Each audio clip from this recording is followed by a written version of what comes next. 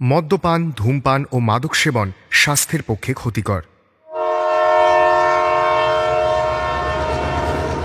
প্রায় ছুটতে ছুটতে শান্তিনিকেতন এক্সপ্রেস ধরল চারুলতা। মাত্র 30 সেকেন্ড দেরি হলে ট্রেনটা আর ধরা হতো না।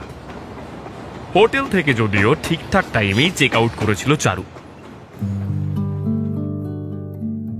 বিশাখাদির পাইস হোটেলে লাঞ্চ করতে গিয়েই দেরি হয়ে গেল। বোলপুর এলে সাধারণত এই হোটেলেই খাওয়া দাওয়া করে চারু। লজ মোড়ের একদম পাশেই, কঙ্কালীতলা যাওয়ার রাস্তায় একটু সামনে, যেখানে বুড়ো বটগাছটা কাত হয়ে ঝুঁকে পড়েছে বিশ্বভারতীর দিকে, ওই বটগাছের নিচে বিশাখাদির ভাতের হোটেল। ছোট্ট একটা দোচালা টিনের ঘর। সামনের ঘরটায় বসার জায়গা, পেছনেরটা রান্নাঘর। কাজে অকাজে বিনা কাজে মাসে অন্তত একবার বোলপুরে যেতে হয় চারুলতাকে। কোনোদিনই একটানা ওর কলকাতা সহ্য হয় না। সেই যে মাধ্যমিক পরীক্ষার পর বাবা বোলপুর চিনিয়েছিল, তারপর থেকে চারুকে আর আটকে রাখা যায়নি। 11-12 ছুটি পেলেই চারু বাবার হাত ধরে বলতো, বাবা বোলপুরে চলো। তারপর যখন প্রেসিডেন্সি ইউনিভার্সিটিতে অনার্সে ভর্তি হলো, একা একা থাকা শুরু করলো সূর্যসেন স্ট্রিটের একটা মেসে। তখন আর চারুকে কে পায়? কলেজে ছুটি ছাটা কিছু একটা পেলে ওর বন্ধু বান্ধব বাড়ি যেত, আর ও যেত শান্তিনিকেতন। এবার নেতাজি জয়ন্তী পড়েছে শুক্রবার, ফলে 4 দিনের মতো ছুটি পাওয়া গেল। চারুও বেরিয়ে পড়ল বোলপুর। এবার বোলপুরটা একটু অন্যরকমই কেটেছে চারুর। প্রায় বছর খানেক পর এক পুরনো বন্ধুর সঙ্গে দেখা হয়ে গেছিল ওর, খোয়াইয়ের ধারে। ছেলেটির নাম কৌস্তব। প্রেসিতে অনার্স শেষ করে ঝোঁকের বসে যাদবপুর ইউনিভার্সিটিতে কম্পারেটিভ লিটারেচারে অ্যাডমিশন নিয়েছিল চারু। সেখানেই কৌস্তবের সঙ্গে আলাপ। অবশ্য শুধু যে আলাপ হয়েছিল তা নয়, 2-1 বার আর চোখে দৃষ্টি বিনিময়ও হয়েছিল ওদের। ওয়েটির পাশে আলো ছায়া ঘেরা বিকেলে কয়েকবার আঙুলে আঙুল লেগেছিল। যদিও যাদবপুরে বেশি দিন মন বসেনি চারুর, আবার ফিরে এসেছিল প্রেসিতে। তারপর থেকে আর কোনো যোগাযোগ নেই কৌস্তবের সঙ্গে। পুরনো বন্ধুদের আবার ফেরত পেয়ে নতুন ভালো লাগার কথা ভুলেই গিয়েছিল চারু। এতদিন পর আবার কৌস্তবের সঙ্গে আলাপ হয়ে যাওয়ায় বেশ একটু লজ্জায় পড়ে গেল চারু। কৌস্তবের সঙ্গে যোগাযোগটা ওই বন্ধ করেছিল সেবার, এমনকি কোনরূপ আগাম সতর্কবাণী ছাড়াই। আধুনিক ইংরেজিতে যাকে বলে রীতিমতো ঘোস্ট করে দিয়েছিল কৌস্তবকে। নতুন আলাপে কৌস্তব যদিও পুরনো প্রসঙ্গ একেবারেই টানল না, বরং যেন আগে কিছুই হয়নি এমন একটা ভাব নিয়ে কথা বলতে শুরু করল। আজ কৌস্তব আর চারুর একসঙ্গেই ফেরার কথা ছিল। শেষে যদিও কলকাতায় কৌস্তবের একটা কাজ পড়ে যাওয়ায় ও ভোরের ট্রেনেই বেরিয়ে গেছিল। চারুও যেতে চেয়েছিল, কৌস্তবই বারণ করেছিল। বলেছিল, থাক না, তুই আরামসে রেস্ট নিয়ে আয়। তারপর একটু থেমে যে কথাটা বলেছিল, তাতে গতকাল যে লজ্জাটা চারু পেয়েছিল, এতদিন পর কৌস্তবের সামনে দাঁড়িয়ে সেই লজ্জা আবার ঘিরে ধরেছিল ওকে। মুচকি হেসে কৌস্তব বলেছিল, আর আমি তো হারিয়ে যাচ্ছি না, কলকাতা ফিরে দেখা হচ্ছে সামনের উইকেন্ডে। হারিয়ে যাচ্ছি না কথাটা বলে কি বোঝাতে চেয়েছিল কৌস্তব তা চারু জানে। বিশাখাদির হোটেলে আজ খুব একটা ভিড় নেই। উইকেন্ডের ছুটি শেষে আজ সবাই বাড়ি ফিরছে। বোলপুর মোটামুটি ফাঁকা। একটা মাছ ভাত নিয়ে সবে খাওয়া শুরু করেছে চারু, তখন ওর নজর গেল বিশাখাদির কাউন্টারের দিকে। একটা বছর 9-10 বাচ্চা মেয়ে বিশাখাদির সঙ্গে বেশ মিষ্টি করে কথা বলছে। মেয়েটির মুখের গড়ন, গায়ের রং দেখে এখানকার স্থানীয় আদিবাসীদের মেয়ে বলেই মনে হয়। খাওয়া শেষ করে কাউন্টারের দিকে গিয়ে চারু মেয়েটির মাথায় হাত বুলিয়ে বলল, মেয়েটা কে গো বিশাখাদি? বেশ মিষ্টি মুখ তো। বিশাখাদি বলল, ও ও টেপি। ওর মা আমার হোটেলে রান্না করে, আর স্কুল না থাকলেও আমার সঙ্গে কাউন্টারেই বসে থাকে। কথা বলতে বলতে হঠাৎ করে মেয়েটির গলার দিকে নজর পড়ল চারুর। মেয়েটির গলায় একটা বহু পুরনো তামার মালা। কোনো এককালে মালাটা একটা ঝিনুকের লকেট ছিল।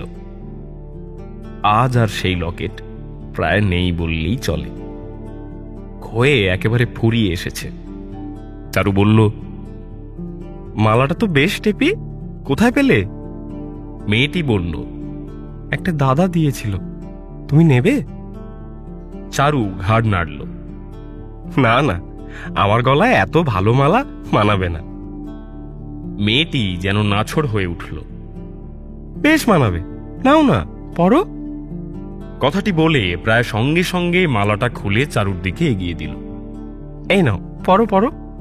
অগত্যা চারু আর কি করে। বিশাখাদিও দুজনের তাল দেখে মুচকি মুচকি হাসছে। সেও এবার বলল, পরে নে, টেপি দিচ্ছে, পরে নে। এই মেয়েটির সঙ্গে গল্প করতে গিয়েই স্টেশনে পৌঁছতে দেরি হয়ে গিয়েছিল চারুলতার। তারপর ঘটনাটা তো আগেই বলেছি, ছুটতে ছুটতে ট্রেন ধরা। সেই মেয়েটি আর মালাটা ফেরত নিতে চায়নি। চারুও শেষের দিকে খুব একটা জোর করেনি। মালাটা পরে হোটেলের বেসিনের সামনের আয়নায় গিয়ে যখন চারু দাঁড়িয়েছিল, নিজেই অবাক হয়ে গেছিল নিজেকে দেখে। একটা পুরনো ক্ষয়ে যাওয়া মালা, সেটা পরার সঙ্গে সঙ্গে যে মানুষের চেহারায় এতটা পরিবর্তন আসতে পারে তা চারুর জানা ছিল না। ট্রেন গুসকারা ছাড়তে না ছাড়তেই শীতের হাওয়ায় ঘুম জড়িয়ে এলো চারুর। সেই ঘুম ভাঙল একেবারে হাওড়া পৌঁছে, তাও এক কো প্যাসেঞ্জারের ডাকে। এমন গভীর ঘুম চারু দীর্ঘদিন ঘুমায় না। ঘুমের মধ্যে সে যেন একটা অন্য জগতেই চলে গিয়েছিল। সে কি অদ্ভুত এক স্বপ্ন!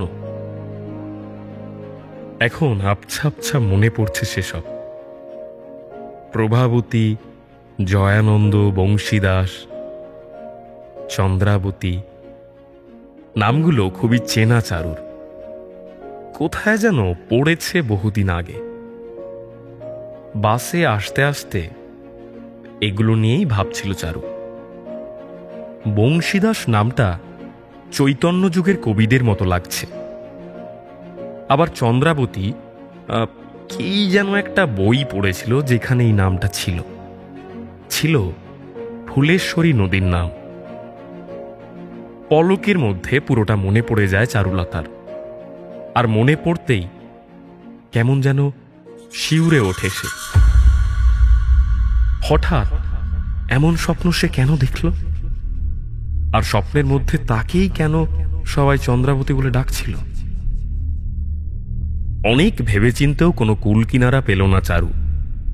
প্রায় 400 বছর আগে জন্ম নেওয়া প্রথম বাঙালি নারী কবি, যিনি রামায়ণ লিখেছিলেন সীতার চেতনা থেকে, সেই কবির জীবন কেন সে স্বপ্নে দেখতে যাবে?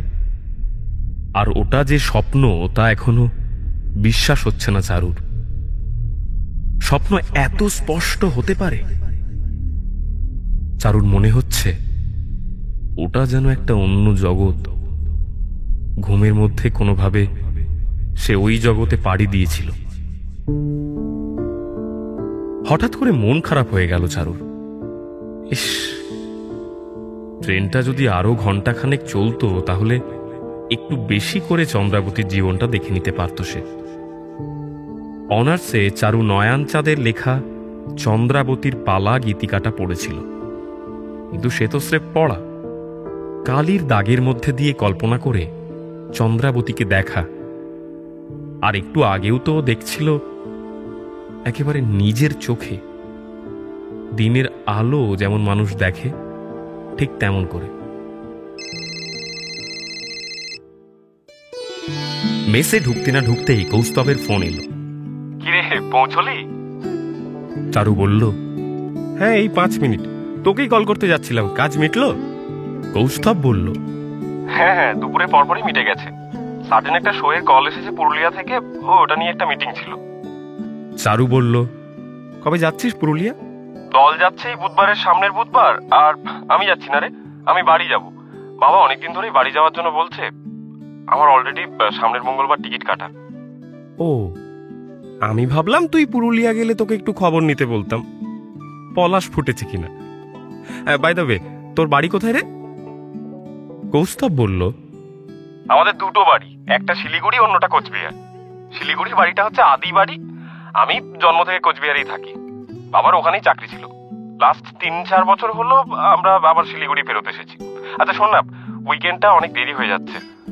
আজ তো তুই জার্নি করে এলি, আজ তোকে জ্বালাবো না। কাল ফ্রি আছিস? মুচকি হাসলো চারু। আমি আজকেও ফ্রি আছি। কৌস্তব বলল, বেশ, তাহলে 30 মিনিট। হ্যাঁ। মিনিট 20 সময় লাগলো চারুর ফ্রেশ হয়ে রেডি হতে। এমনিতেই শীতকাল, ফলে এত জার্নি করেও কোনো ঘাম হয়নি, ক্লান্তিও অতটা নেই।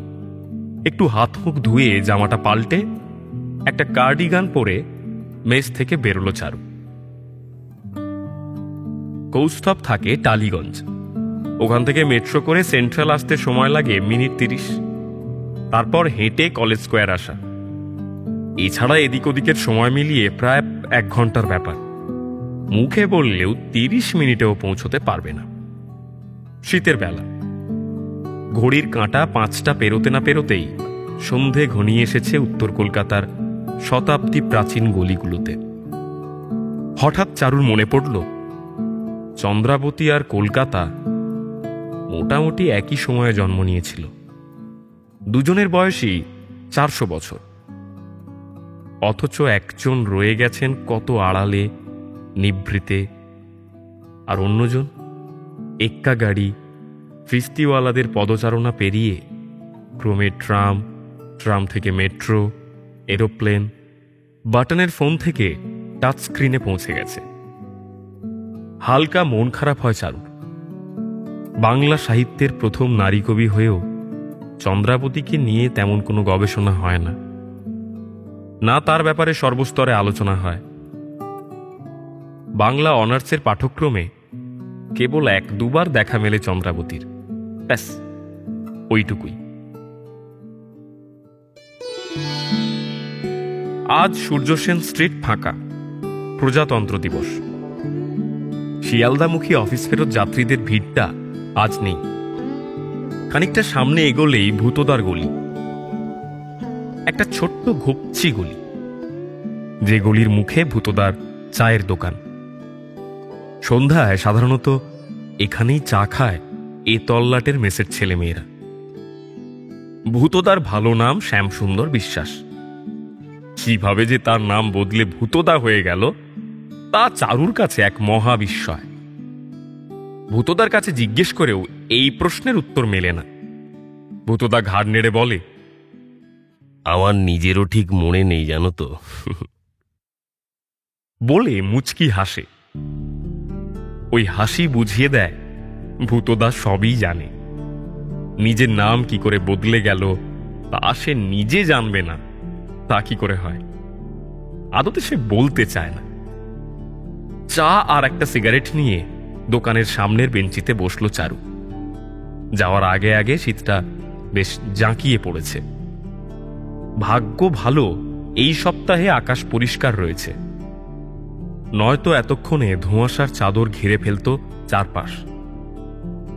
অমন কুয়াশা কলকাতার রাস্তায় মানায় না, বোলপুরে হলে অন্য ব্যাপার। তখন আবার কুয়াশা প্রিয় হয়ে ওঠে চারুর। কোপায়ের পাড়ে বসে সন্ধেবেলা কুয়াশা নামা দেখতে বড় ভালো লাগে ওর। খানিক বাদে কৌস্তবের কল এলো।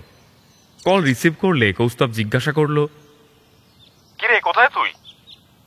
চারু বলল, এই তো কফি হাউসের এদিকটায় আছি। তুই? আমি মেডিকেল পেরোলাম, তুই প্রেসির সামনে দাঁড়া, আমি এসে গেছি। মিনিট 10 বাদে ওরা দুজনে গিয়ে কলেজ স্কোয়ারের একটা বেঞ্চিতে বসল। চারু জিজ্ঞাসা করলো, কোথা থেকে এলি তুই এত তাড়াতাড়ি? টালিগঞ্জ থেকে অ্যাটলিস্ট তো 1 ঘন্টা লাগার কথা। কৌস্তব মুচকি হাসল। কে বললো আমি টালিগঞ্জে ছিলাম? সদনে ছিলাম বন্ধুদের সঙ্গে। তাই বল, আমি তাই ভাবছি এত তাড়াতাড়ি তুই এলি কি করে? তাই থিয়েটার কবে থেকে শুরু করলি? তুই প্রেসিতে যাওয়ার পর থেকে। কি করবো বল, তুই থাকলে তোর সঙ্গে একটু গল্প করে সময় কাটতো। তুই তো চলে গেলি, আমি একা হয়ে গেলাম। একদিন ঋতুজা এসে থিয়েটারের কথা বললো। এই তো ঋতুজার কথা মনে আছে তো? হ্যাঁ হ্যাঁ মনে আছে, ওই লম্বা করে মেয়েটা তো। হ্যাঁ, ও একদিন এসে বলল দলে একটা ছেলে অসুস্থ হয়ে পড়েছে, এমার্জেন্সি মেকআপ দিতে হবে, চরিত্রের বর্ণনা যা তা আমার সঙ্গে মিলে যায়, ছোট্ট রোল, একদিনের রিহার্সালে উঠে যাবে। আমি ভেবে দেখলাম নেহাত মন্দ কি, নতুন অভিজ্ঞতা হবে। আর স্কুলে থাকতে টুকটাক নাটক তো আমি করেইছিলাম, রবি ঠাকুরের অচলায়তন, ছুটি গল্পের একটা নাটক হয়েছিল, সেটা আমি ফটিক হয়েছিলাম।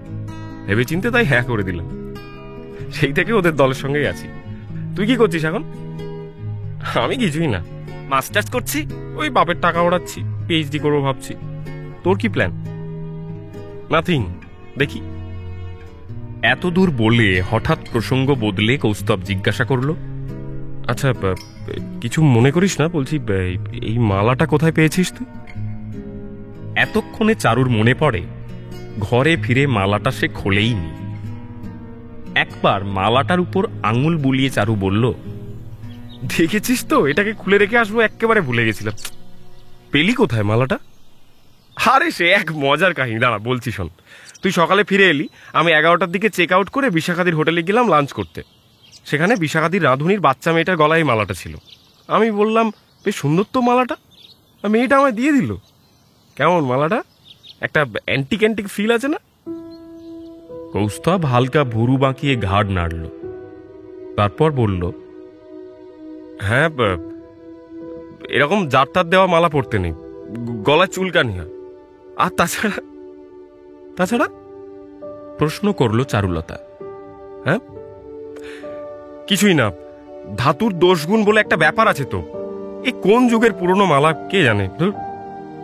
কৌস্তবের ভয় দেখে চারুলতা হো হো করে হাসল। আরে দূর, তোর যা ভীতু মন, কিচ্ছু হবে না।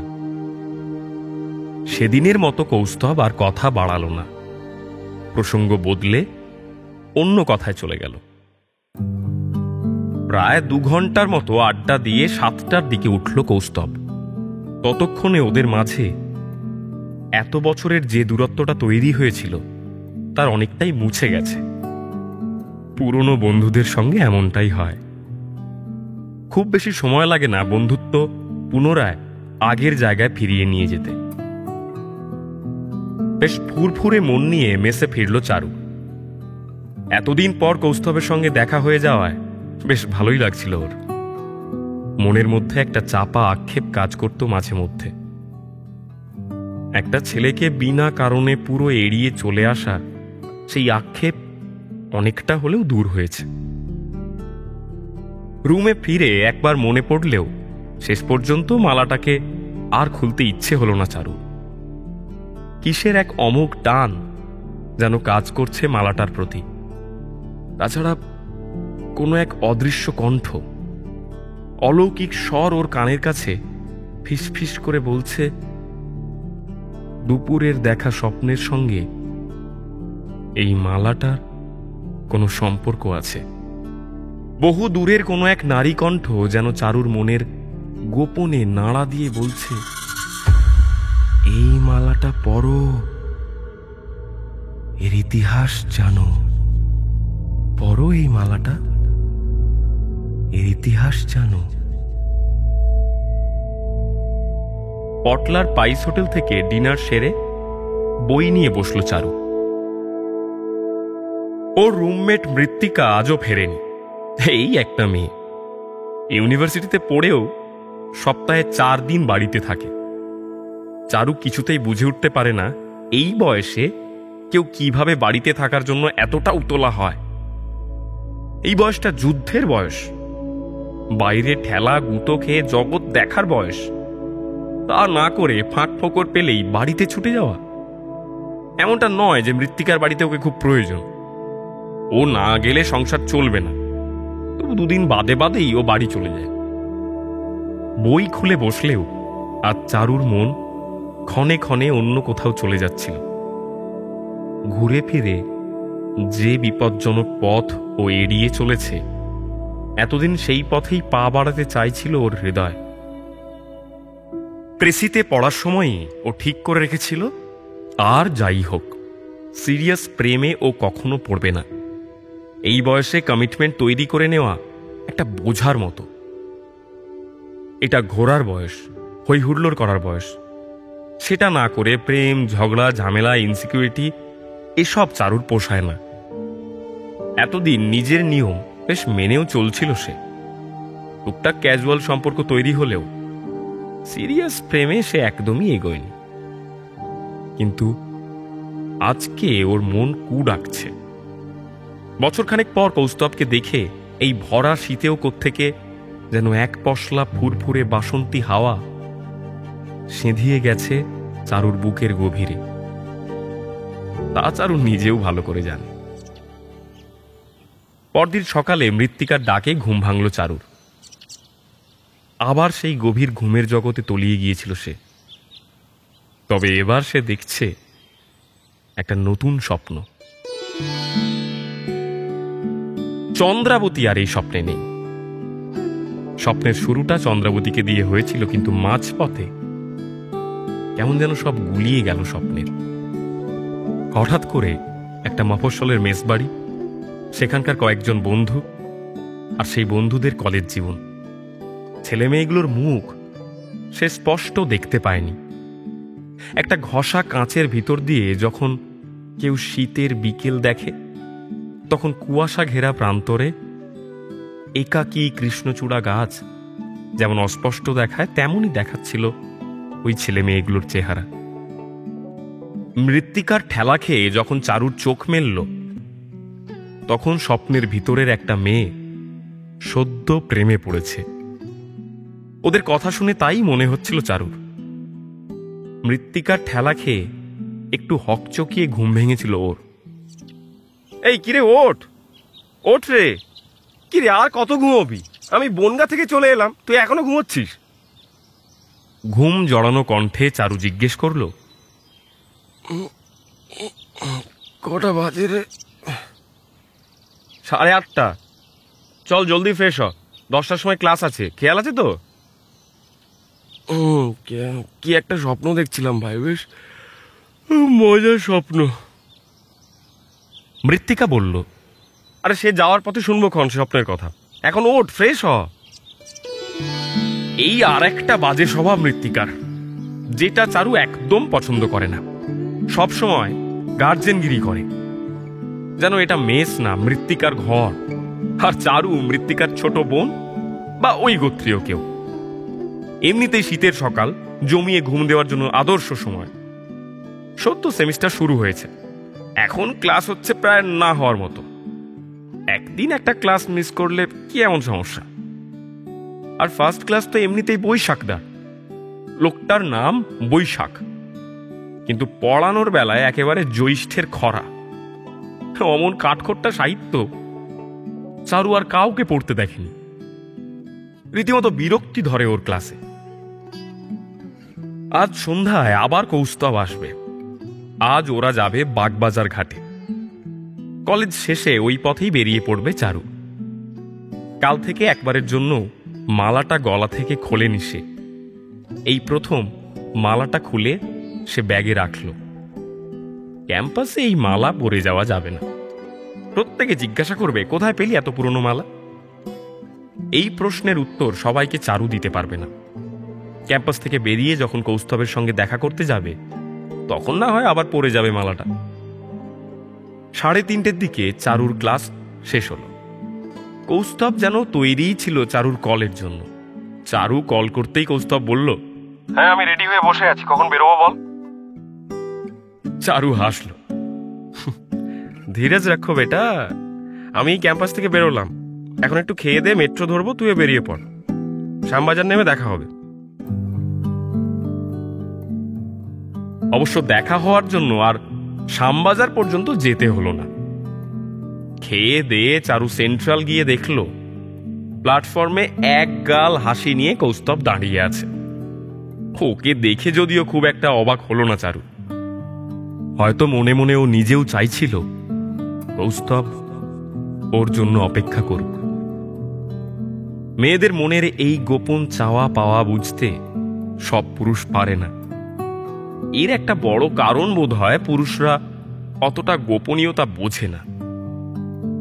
নারী মনের যে গভীরতা, তার হয়তো সিকিভাগ গভীরতা অধিকাংশ পুরুষের মনে নেই।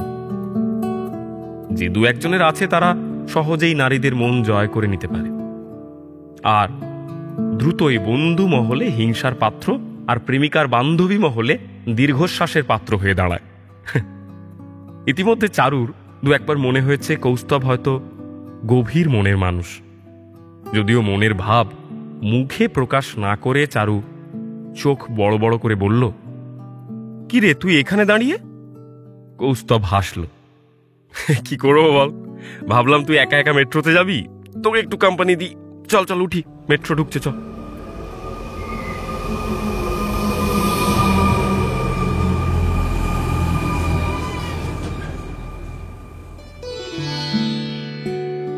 বাগবাজার ঘাট যথারীতি লোকে লোকারণ্য।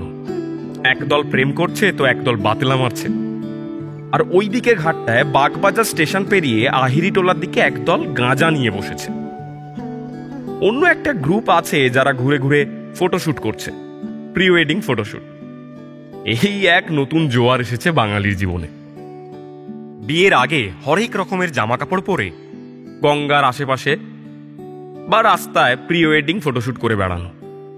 এদেরকে দেখলেই চারুর গা জ্বলে ওঠে। কেমন অদ্ভুত সব পোজ দিয়ে ছবি তোলা হয়। ফটোগ্রাফি একটা আর্ট। কেবল ফোকাস করে কিংবা দু একটা ড্রোন শট নিয়ে ক্যাটক্যাটে উজ্জ্বল কালারে এডিট করলেই সেটা ফটোগ্রাফি হয় না।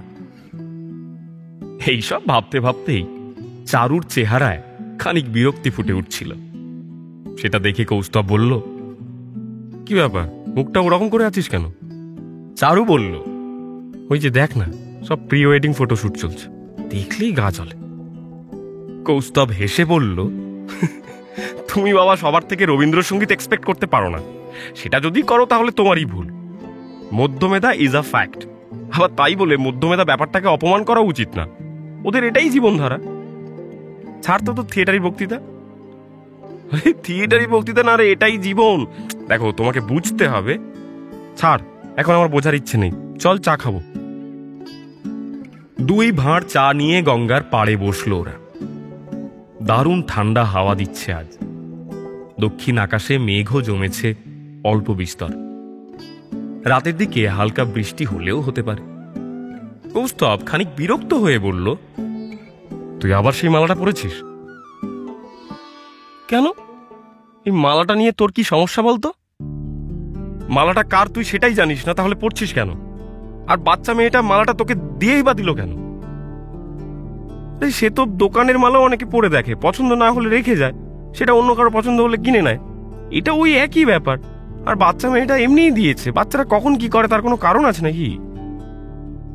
কৌস্তব তবুও না ছোট।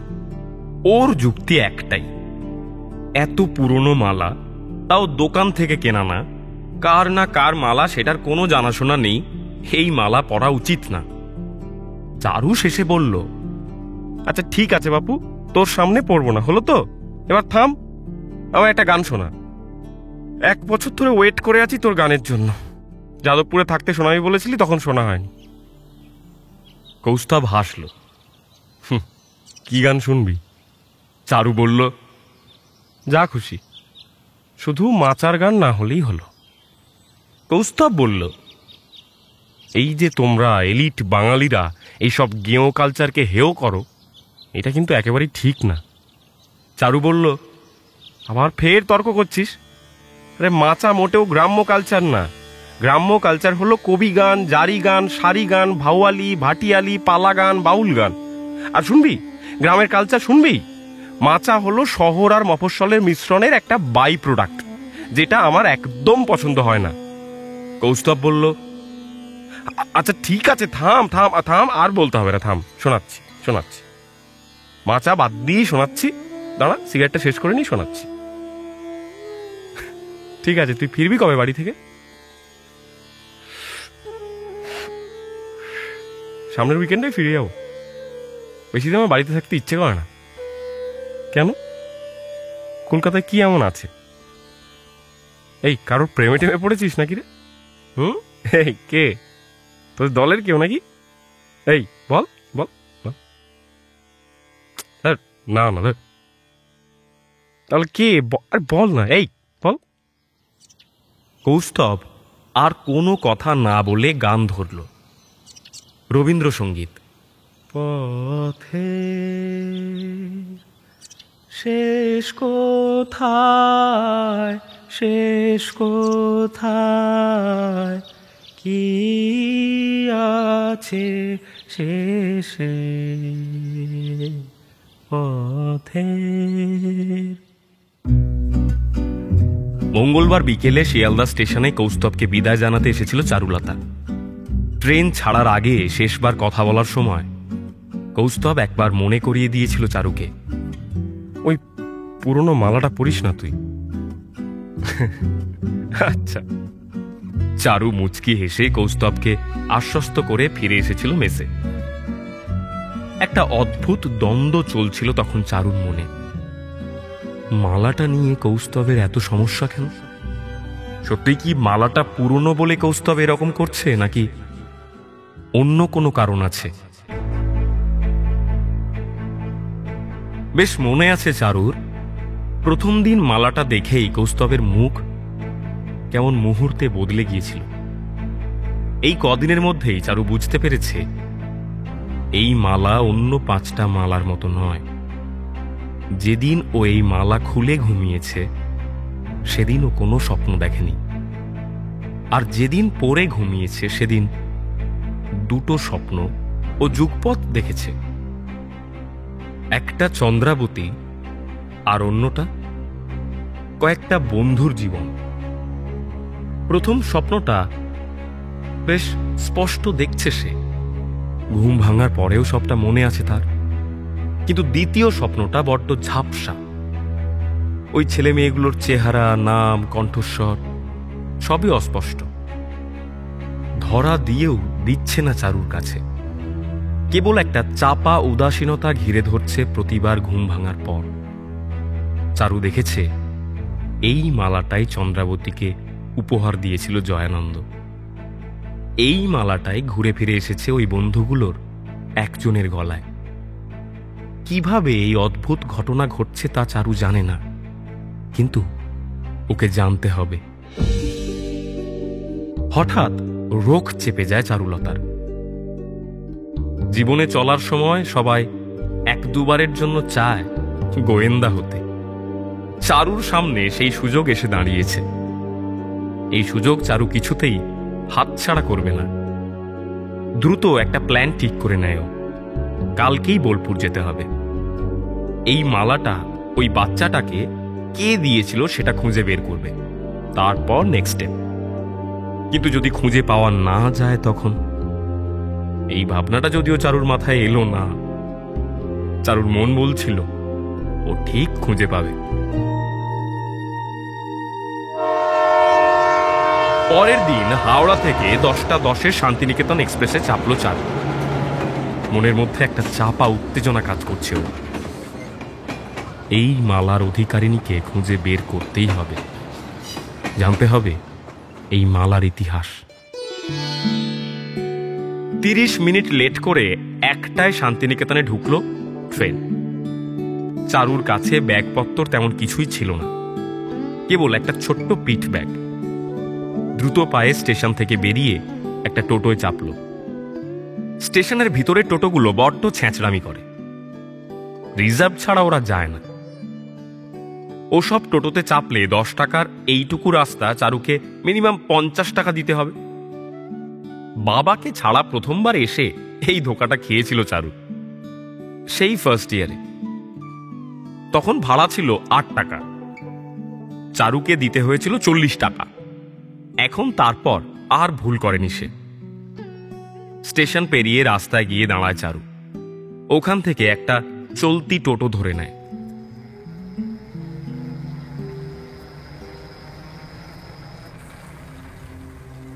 বিশাখাদিকে হোটেলেই পাওয়া গেল। আজ সবে বুধবার, সপ্তাহের মাঝামাঝি।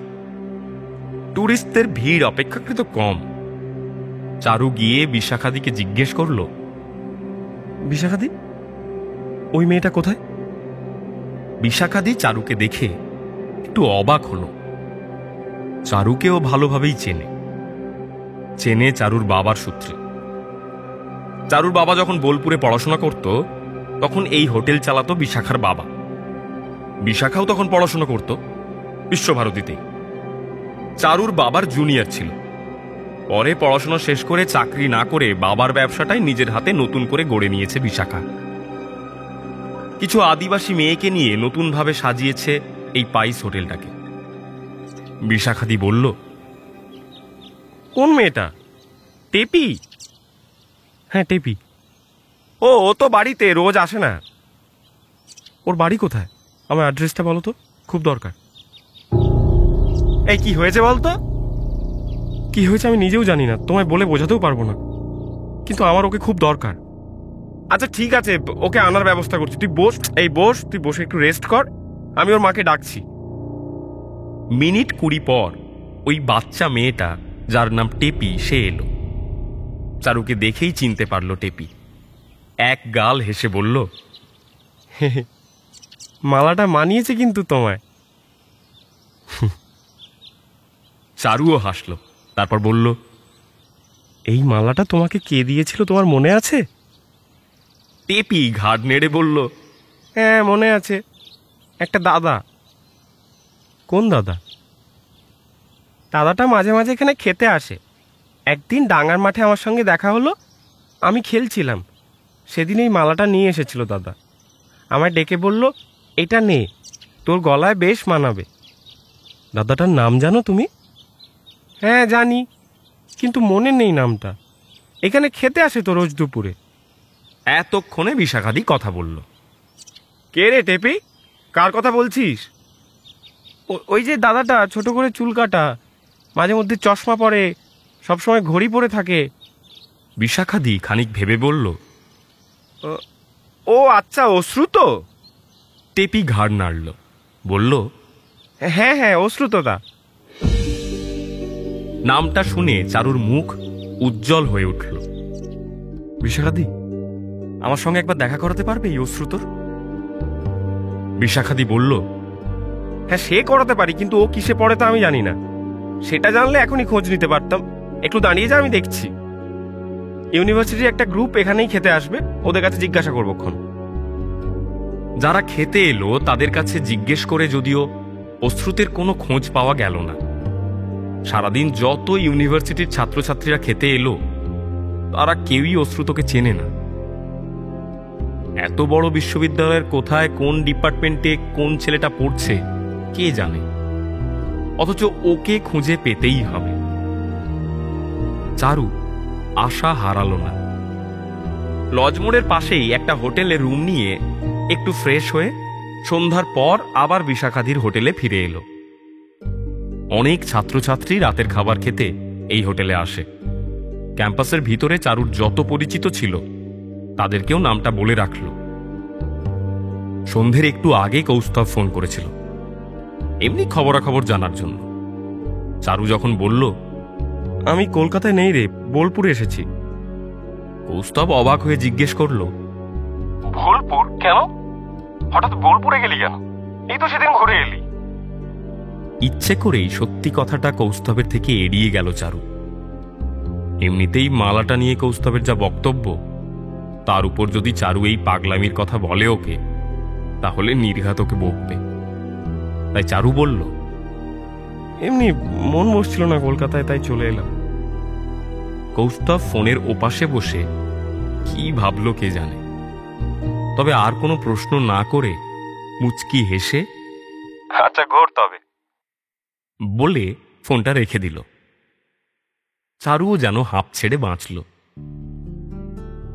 বিকেলের দিকে সে নিজেই এক চক্কর ক্যাম্পাসের ভিতরে ঢুকেছিল মালাটা পরে।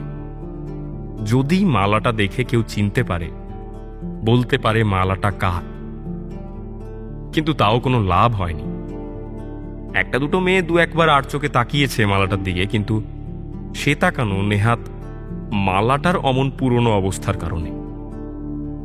ছেলেদের তাকানো চারু অতটা পাত্তা দেয়নি। ও জানে অপরিচিত কোনো মেয়ের দিকে কোনো ছেলে কখনোই তার গলার মালা দেখার জন্য তাকায় না, হয়তো খেয়ালও করে না মেয়েটার গলায় মালা আছে কি নেই। বিশাখাদির হোটেলেই ডিনার সারল চারু। ও যখন খেতে বসেছে তখনই প্রথম মেঘ ডাকল বোলপুরের আকাশে। এই সপ্তাহের বেশিরভাগ দিনই আকাশ মেঘলা ছিল, বৃষ্টি হবে হবে করেও হচ্ছিল না। আজ হয়তো বৃষ্টি হবে, নয়তো এত জোরে মেঘ ডাকে না। চারুর খাওয়া শেষ হতে না হতেই বৃষ্টি শুরু হলো। এক ঝাঁক ঠান্ডা জলীয় হাওয়া এসে ভরিয়ে দিল বিশাখাদির পাইস হোটেল। বিশাখাদি বলল, আজ আর কেউ খেতে আসবে না মনে হয়, বুঝলি, যা ঝড় শুরু হলো। চারুর মনটা হঠাৎ দমে গেল কথাটা শুনে। কালকের দিনটা থেকে ও ফিরে যাবে কলকাতায়। এর মধ্যে যদি অশ্রুতর খোঁজ না পাওয়া যায় তাহলে ওর ইনভেস্টিগেশন এখানেই শেষ। সামনের সপ্তাহে কৌস্তব ফিরে আসবে। ও ফিরে এসে যদি শোনে চারু এইসব করে বেড়াচ্ছে তাহলে খামোখা ক্যাচাল হবে। কোনরূপ ক্যাচালই চারুর একদম পছন্দ হয় না। কালকের মধ্যেই ছেলেটাকে খুঁজে বের করতে হবে যে কোনো মূল্যে। এইসব ভাবতে ভাবতেই চাটনিতে পাঁপড় ডুবিয়ে খাচ্ছিল চারু। হঠাৎ একটা অপরিচিত ছেলে কণ্ঠ শুনে কাউন্টারের দিকে ঘুরে তাকালো। ওর বয়সী একটা ছেলে ছাতাটা কাউন্টারের পাশে রেখে সবে হোটেলের ভিতরে পা রেখেছে। পরনে জিন্স কুর্তা, দুটোতেই হালকা বৃষ্টির ফোঁটা। ছেলেটা বেশ আগ্রহী কণ্ঠে বিশাখাদিকে জিজ্ঞেস করল, বিশাখাদি, ভাত আছে গো? প্রান্তিক গেছিলাম বিকেলে, দেরি হয়ে গেল, বড্ড খিদে পেয়েছে। বিশাখাদি ঘাড় নাড়ল।